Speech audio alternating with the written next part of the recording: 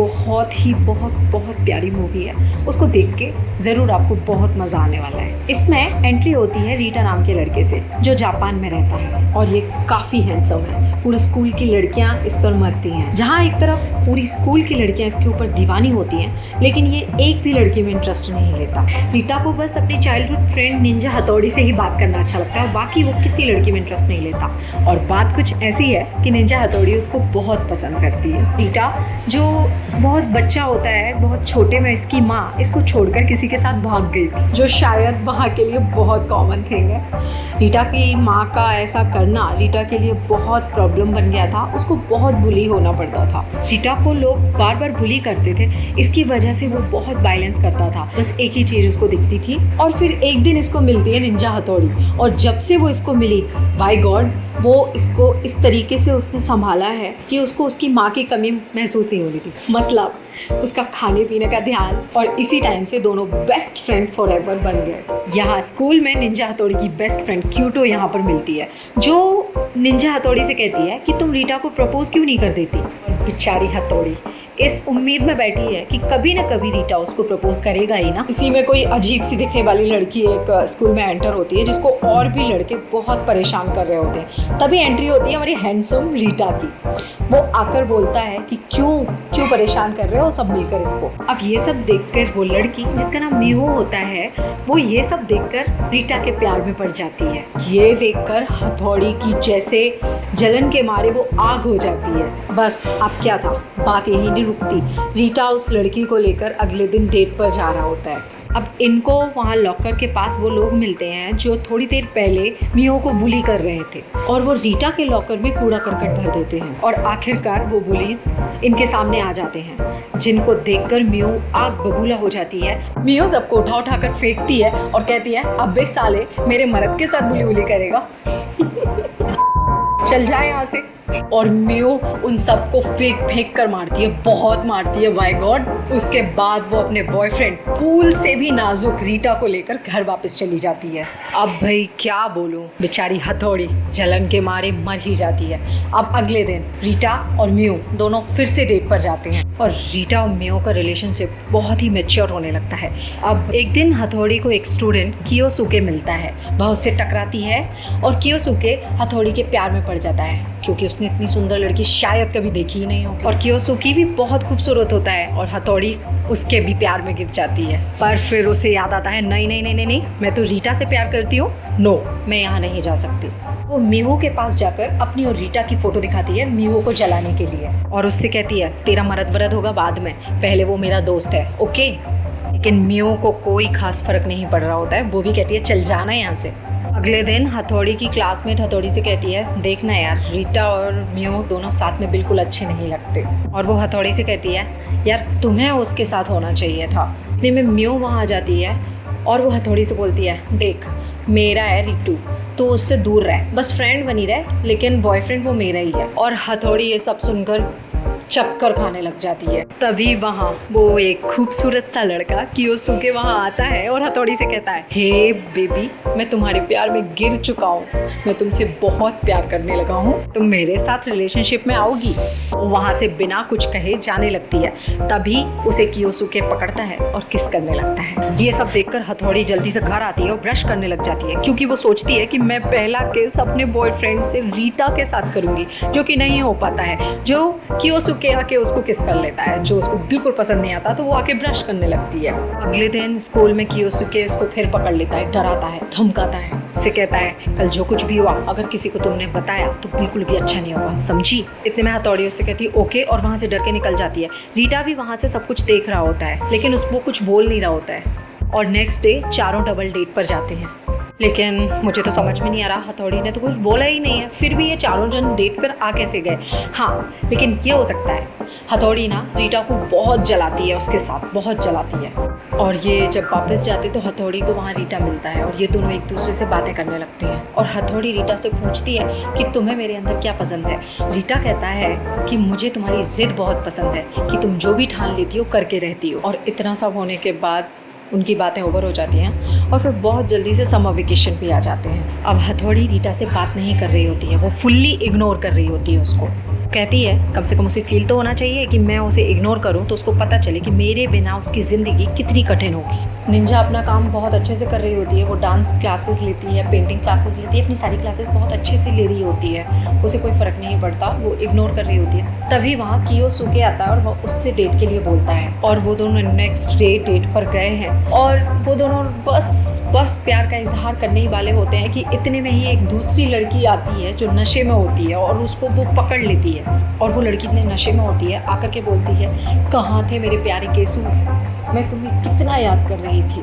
केसुके ना इसको घर छोड़ने जाता है। एक्चुअली ये जो लड़की है ना, केसुके की बहुत पुरानी एक्स होती है और हथौड़ी ये सब देखकर पागल हो जाती है। बाहर निकलकर रीटा को फ़ोन लगाती है और रीटा से कहती है, मैं तुमसे कल के कल मिलना चाहती हूँ। ये दोनों एक रेस्टोरेंट में मिल ही रहे होते हैं कि यहाँ पे कियोसुके भी आ ही जाता है। इसको चैन नहीं है, ये यहाँ भी आ गया। अब वो तीनों एक जगह बैठ जाते हैं। अब ट्रायंगल सोचो, ये रीटा इससे प्यार नहीं करता लेकिन लड़की उससे प्यार करती है। कियोसुके रीटा से प्यार करता है, रीटा कियोसुके से भी प्यार करती है। हाय रे ये लड़की, समझ ही नहीं आ रहा कुछ। इतने में ही रीटा कियोसुके से बोलता है, सुन में, अगर मेरी फ्रेंड को थोड़ा भी परेशान किया ना तो मुझसे बुरा कोई होगा नहीं। इतने में कियोसुके बोलता है, क्या रे तुझे ये नहीं पता कि बचपन से वो तुझसे कितना प्यार करती है। ये सब सुनकर वहाँ पर आ जाती है हमारी हथौड़ी और वो कियोसुके से बोलती है, तुम बिल्कुल भी चिंता मत करो, वो बस मेरा फ्रेंड है, मैं तुम्हें ही प्यार करती हूँ बस। अब हथौड़ी वहाँ वापस आती है और रीटा से बोलती है, रीटा मैं तुमसे बहुत प्यार करती हूँ और बहुत पहले से प्यार करती हूँ और तुम मेरा यकीन कर, ये मेरा सिर्फ दोस्त है। पहली बार वो अपनी बात का इजहार कर ही देती है। रीटा और हथौड़ी फाइनली डेट पर जा ही रहे होते हैं, खाना वाना खाते हैं, वो एक दूसरे को किस करने ही वाले होते हैं, लेकिन यहाँ पर मियो फिर आ जाती है। बस फिर क्या था, मियो वहाँ आती है और फिर हथौड़ी फिर परेशान हो जाती है। इतने में ही रीटा हथौड़ी से बोलता है, साइड में ले जाके, मियो के सामने नहीं, हथौड़ी तू बिल्कुल भी चिंता मत कर, मैं तुझसे ही प्यार करता हूँ, बस मुझे थोड़ा सा मौका मिलने दे, मैं मियो से झट से ब्रेकअप कर लूँगा, डोंट वरी। और ये सब सुनकर हथौड़ी बहुत खुश हो जाती है। और जो इन लोगों ने रात भर जो किया है, जो सीन रात भर हुए हैं, जो किसे रात भर हुए हैं, वो उड़ते उड़ते स्कूल तक आ ही जाते हैं।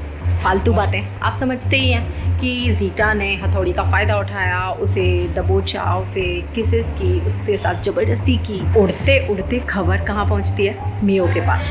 मियो बोलती है हथौड़ी से, सुन तू मेरे मदद से दूर रह, वरना मेरे से बुरा कोई नहीं होगा, मैं तुझे छोड़ूंगी नहीं। और ये सब ना पीछे से कियोसुके सुन रहा होता है और कहता है मियो से, बहन ये सब मत कर, इससे कोई फ़ायदा नहीं है, एक टाइम पे हम भी ठुकराए गए थे और अब तुम भी ठुकराई जाओगी। मौका अच्छा होता है, रीटा आता है और मियो से कहता है, यार मैं किसी और से प्यार करता हूँ, और मियो वहीं पर बेहोश हो जाती है। और मियो रीटा से कहती है कि सुनो रीटा, मुझे एक बीमारी है जिसमें मैं धीरे धीरे मर रही हूँ, लेकिन जब तुम मेरे साथ होते हो तो मेरी बीमारी ठीक हो जाती है। शायद मैं इसीलिए तुम्हारे साथ रहना चाहती हूँ कि मैं अगर तुम्हारे साथ रहूँगी तो मैं कभी मरूँगी नहीं। ये कौन सी बात हुई, इसमें तो कोई सेंस ही नज़र नहीं आ रहा, इसमें सेंस तो कोई नहीं है। हाँ ये झूठी बोल रही होती है ताकि रीटा इमोशनली इसके साथ जुड़ जाए और इसके साथ रहे। अब रीटा उसकी बातों में आ जाता है और वो शाम को हथौड़ी से जाकर कहता है, मुझे माफ़ कर देना, मैं तुम्हारे साथ नहीं रह सकता। रीटा तो ये सब कहकर चला जाता है, लेकिन हथौड़ी बेचारी बारिश में बैठी बैठी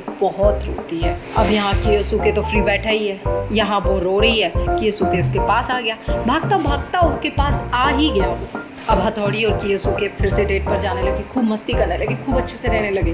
हे भगवान, हथौड़ी को अपने बचपन का प्यार रीटा को भूलने में कितना टाइम लगा पता है आपको? मात्र 4 दिन लगे हैं उसको भूलने में, और वो कियोसुके के साथ बहुत अच्छे से रहने लगी। दोनों साथ में रहते हैं, बहुत मस्ती करते हैं। इतने में विंटर ब्रेक भी आ जाता है और वो दोनों साथ में बहुत मस्ती करते हैं और रीटा ये सब देखकर जलता भुनता रहता है। एक बार हथौड़ी रेडी हो रही होती है क्योंकि उसको कियोसुके के साथ डेट पर जाना रहता है। अब जाते हुए इन दोनों को एलिवेटर में रीटा मिल जाता है। दोनों एक देख रहे होते हैं एक दूसरे को। रीटा और हथौड़ी को एक दूसरे को आमने सामने देखने से कैसे बचपन की बातें याद आ जाती हैं कि कैसे हम साथ में रहते थे, कैसे हम साथ में मस्ती करते थे, कैसे हम एक दूसरे का साथ में ख्याल रखते थे। ये दोनों एक दूसरे को देखकर बहुत जोन आउट हो जाते हैं, लेकिन ये फिर से जोन में आती है हमारी हथौड़ी। वो सोचती है, नहीं रे, मैं तो कियोसुके से प्यार करती हूँ ना, उसको जाने दो उसकी लाइफ में। अब रीटा मियो से मिलने वहाँ पहुँच जाता है।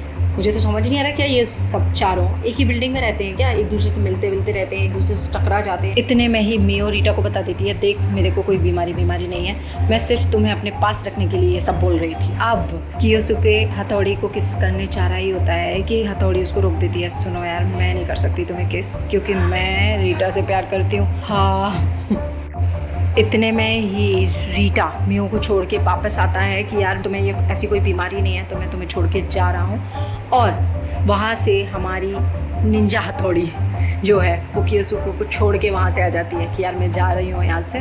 वो दोनों वहाँ से अपने अपने पार्टनर्स को छोड़ के बाहर आ जाते हैं और मियो और कियोसुके दोनों की ही ज़िंदगी अलग अलग हो जाती है और ये दोनों अपने आपस में मिल जाते हैं। यहाँ पर रीटा की भगोड़ी मदर भी यहाँ आ गई होती है क्योंकि उसकी एज ज़्यादा हो गई होती है और कोई ना कोई तो होना चाहिए उस एज में ना उसका लालन पालन करने के लिए। और हम अगले सीन में देखते हैं कि मियो ने भी अपना एक नया क्रश बना लिया होता है क्योंकि वहाँ कोई इमोशनल इतना होता नहीं है, हर दिन कोई भी पार्टनर्स बना सकता है। और कियोसुके भी स्कूल में अपना सबसे हैंडसम लड़का बन गया होता है और इसे सबसे हैंडसम की उपाधि दे दी गई होती है और लड़कियाँ भी इसकी बहुत दीवानी होती हैं। और यहाँ पर इतनी ड्रामा, फनी और शायद सस्पेंस मूवी भी ख़त्म होती है।